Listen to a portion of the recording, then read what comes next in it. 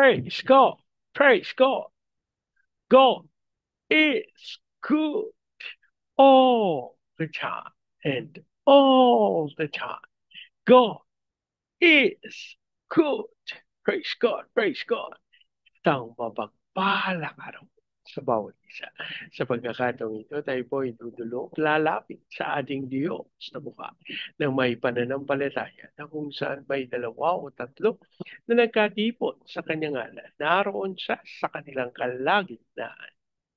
Sa araw na ito, tayo po ay dudulog sa Panginoon sa ngalan ng bayan ng San Vicente sa probinsya ng Camarines. Iilingin na maitatag ang altar ng ating manunubos sa bayan ng San Vicente. May mudag sa atong mga kaigsuunan diha sa Visayas ug sa Mindanao. Bisan pa katong atong mga kaigsuunan nga naa sa Luzon ug sa laing nasod. Dalaygon ang Ginoo sa walay katapusan. Ang ating pong pagsambay mula sa aklat ng mga awit, 78 kabanata, ang talata po ay 30. Nagunita pa ni Yahweh, sila'y mga tao lamang, hanging di na nagbabalik matapos na pakaraan. Nagunita pa ni Yahweh, sila'y mga tao lamang, hanging di na nagbabalik. Tapos na makaraan. Nagunita pa ni Yahweh.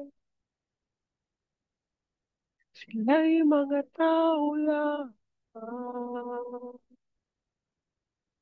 Hanging di na nagbabalik. Tapos na makaraan. Maraming Diyos na makapangyarihan sa lahat. Kami po'y nagpapasalamat sa pagkakataon na minsan pang makadulog at makalapit sa iyong banal na harapan. Ama, kami po'y nagpapakumbaba. Humihingi ng tawad sa lahat naming pagkakasala. Ang aming panalangin,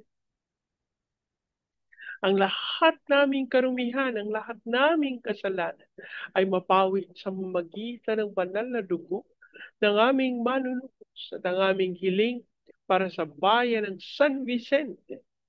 Panginoon, ang aming panalangin ng lahat ng altar at lahat ng kasunduan na ginawa sa San Vicente ng hindi ayon sa pangalan ng aming manunubos ay mapawalang bisa sa pangalan ni Jesus. At ang aming hiling sa pangunguna ng iyong Santong Espiritu, maitatag ang altar ng aming manunubos sa bayan ng San Vicente. Maraming salamat. Aming pag-asa, tinugon nyo at tinanggap namin ang aming panalangin sa pangalan ng aming Panginoong Yesus. Amen. Amen. Amen. Amen. Amen. Amen. Amen. Praise God. Praise God. Ang ating pong paghulay ay mula sa aklat ng Genesis, ika-33 kabanata. Ang talata po ay 8 hanggang 11. Ano naman ang mga kawan na nasa lubong ko? Tanong ni Isaw. Iyon ay mga pasalubong ko sa iyo, sagot niya. Ngunit sinabi ni Isaw, sapat na ang kabuhayan ko, sa iyo na lang yan. Sinabi ni Jacob, hindi, para sa iyo talaga ang mga iyan. Tanggapin mo na kung talagang ako'y pinatatawad. Pagkakita ko sa mukha mo at madama ang magandang pagtanggap mo sa akin, para ko na rin nakita ang Diyos. Kaya tanggapin mo na ang regalo ko sa iyo. Naging mabuti sa akin ng Diyos, hindi ako kinapos sa anumang bagay. At hindi niya tinigilan si Isaw hanggang sa tanggapin nito ang kanyang kalooban. Ang Diyos po ang magpala ng kanyang buhay at makapangyarihang salita. Ang bahagi pong ito ng banal na kasulatan ay ang pagtukoy, ang pagkikita, ano po, ng magkapatid at ang pagkakaloob ng nunong Hakob ng mga pasalubong, ng mga regalo para sa kanyang nakatatandang kapatid. Kapag atin pong tinignan, mukhang sinusuhulan. Ano po? Ni Jacob, ang kanyang kuya na si Esau. Pero, alam niyo po, napakaganda nung kanyang sinabi. Kasi ayaw nang tanggapin ni Esau. Sabi niya, sapat na yung kabuhayan na meron ako. Sa iyo na yan. Sabi niya ako, hindi para sa iyo talaga yan.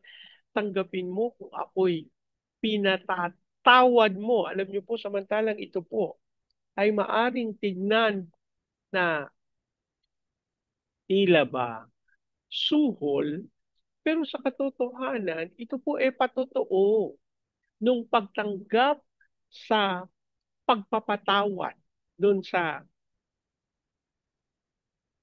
ang kaisipan na pinatawad na kita.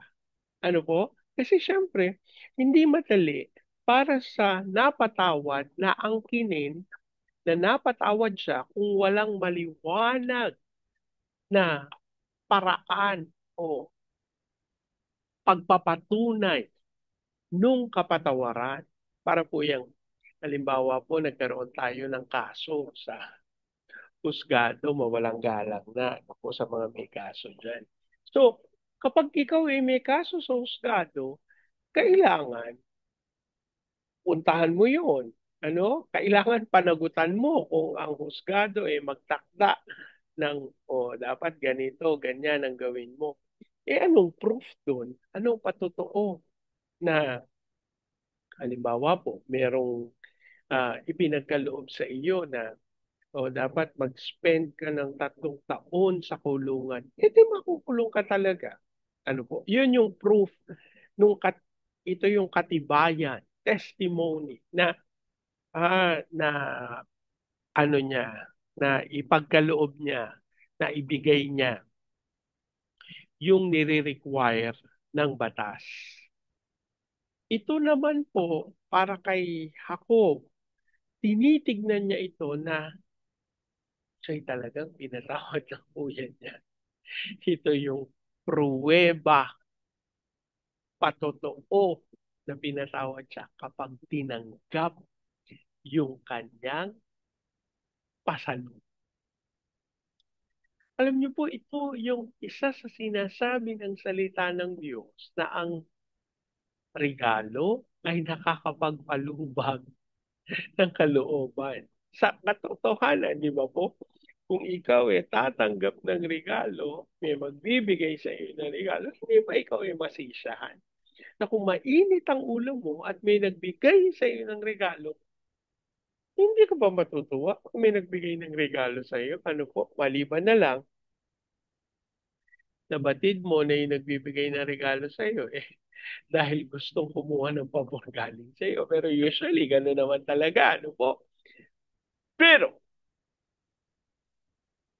sa bahagi pong ito ng banal na kasulatan, ito yung pagpapatunay ng kapatawaran ay pinagkaloob at tinanggap naman. Pinagkaloob ni Esau at tinanggap naman ng Jacob.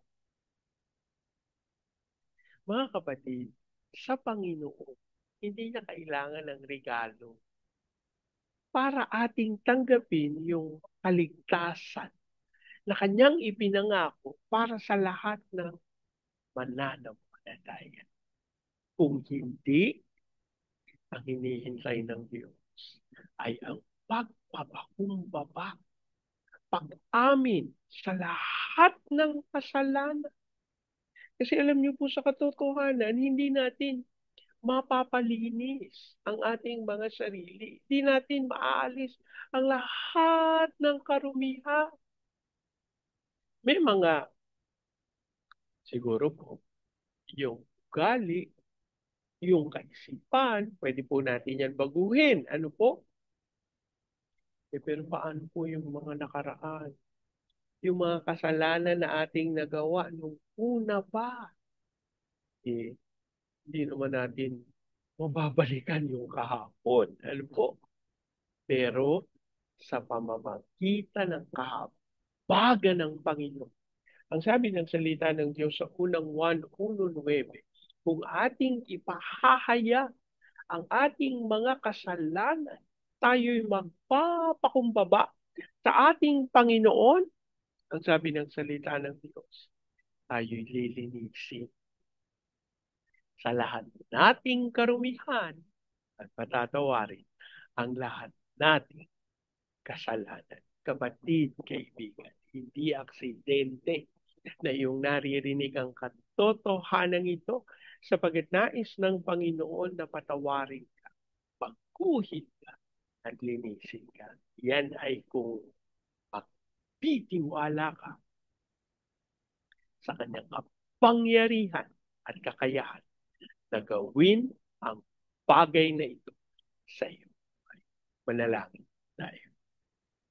Ama naming Diyos na makapangyarihan sa lahat, kami po'y tunay na nagpapasalamat sa inyong kahabagan, sa inyong kagandahang loob upang kami patawarin sa lahat naming pagkakasala. Kami po'y nagpapakumbaba at inaamin namin na sa aming sarili, hindi namin kayang baguhin, linisin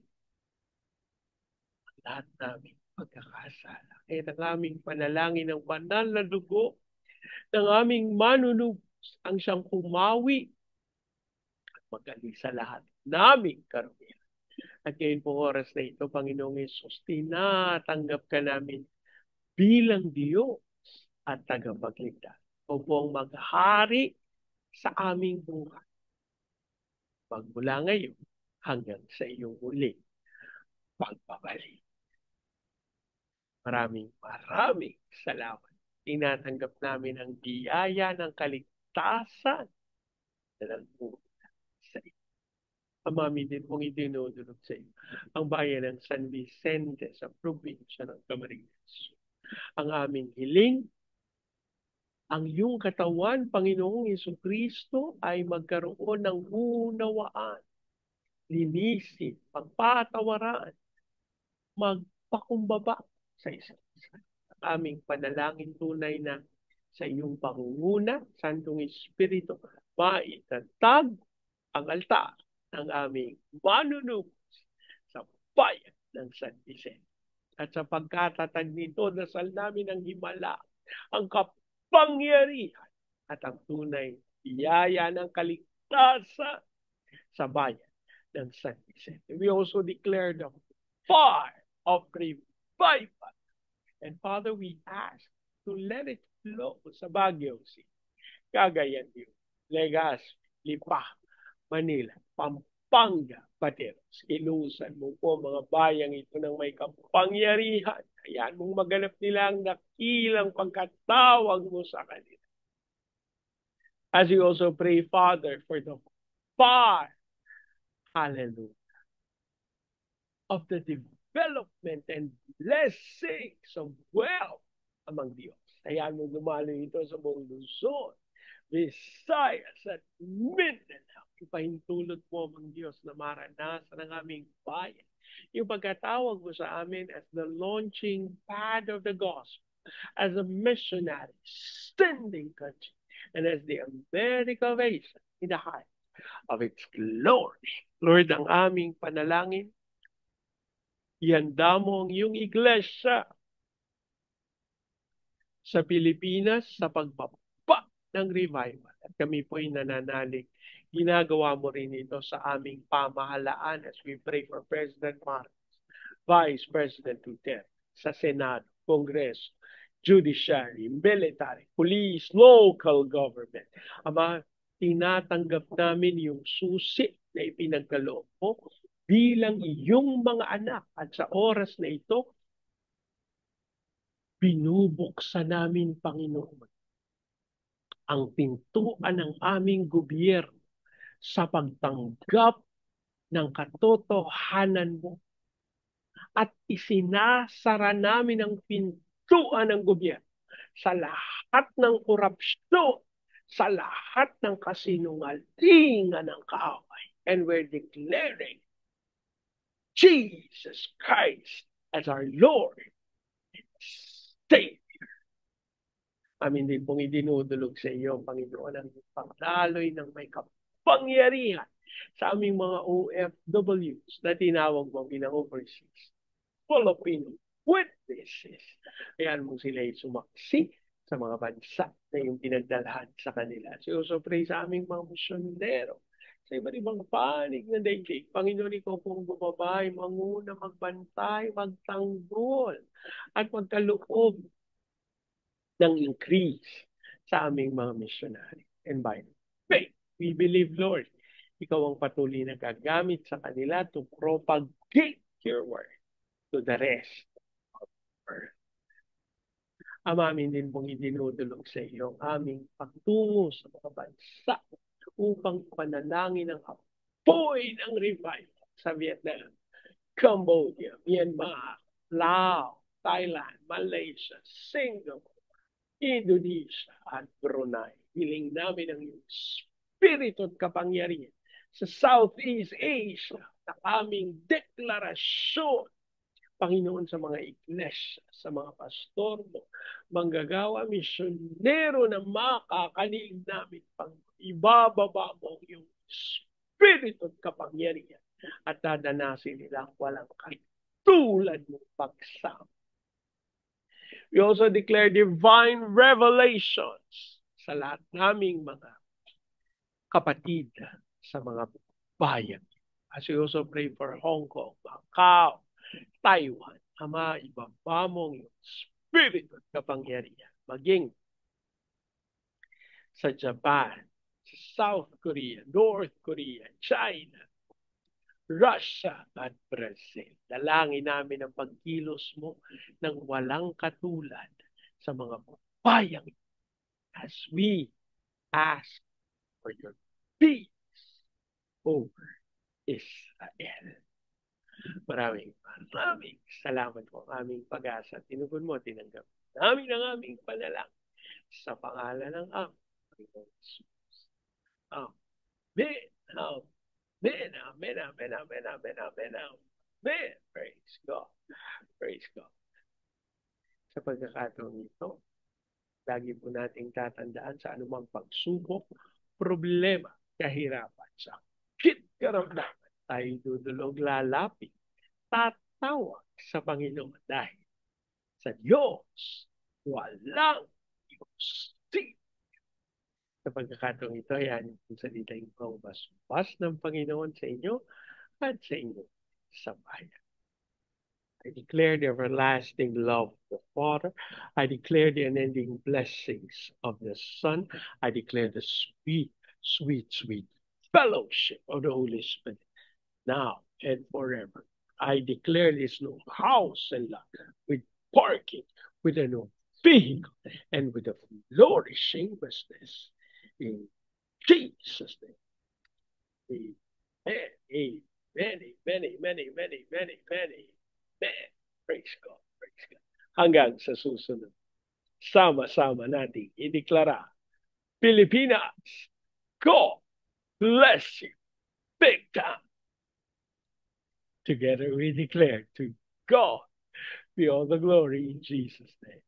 Amen. Amen. Amen. Amen. Amen. Amen. Praise God.